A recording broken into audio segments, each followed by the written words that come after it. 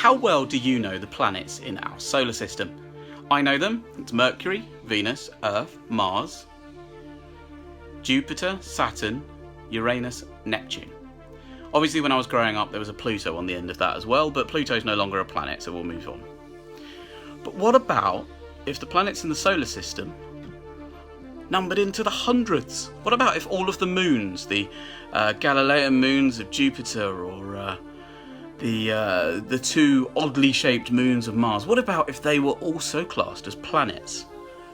Well, fortunately they're not, but there are groups of people, and an increasing number of groups of people, that think that a planet should basically be any large enough round object in the solar system, which would include our moon.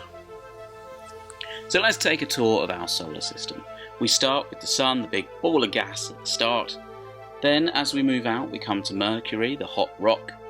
Moving on, Venus with its high pressured atmosphere. Then we've got Earth, that's where we are. We're in the Goldilocks zone, we can support life, some of it intelligent. Then Mars, the red planet, the most likely that we could colonise and turn into a second Earth one day, maybe, a long time in the future. Huge gap, few asteroids in the middle. Getting to Jupiter, the biggest planet in our solar system, is the gas giant.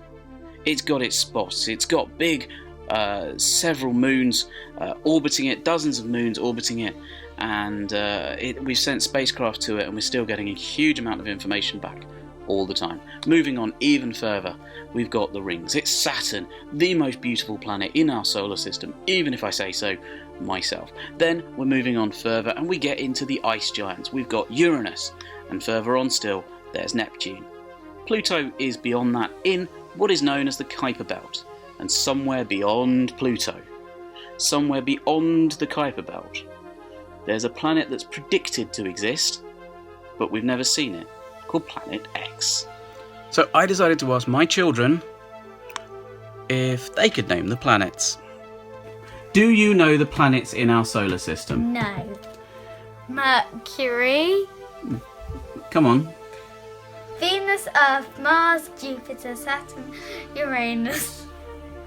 Neptune. Names of the planets and the order they go in. Yeah. Mercury, Venus, Earth, Mars, Jupiter, Saturn, Uranus, Neptune. Very good. And then Pluto, but it doesn't really count. So. Should Pluto be a planet? Yes. It's a dwarf planet. Well, you have to appreciate midgets. I'm one. Do I not count as a human? My definition of a planet?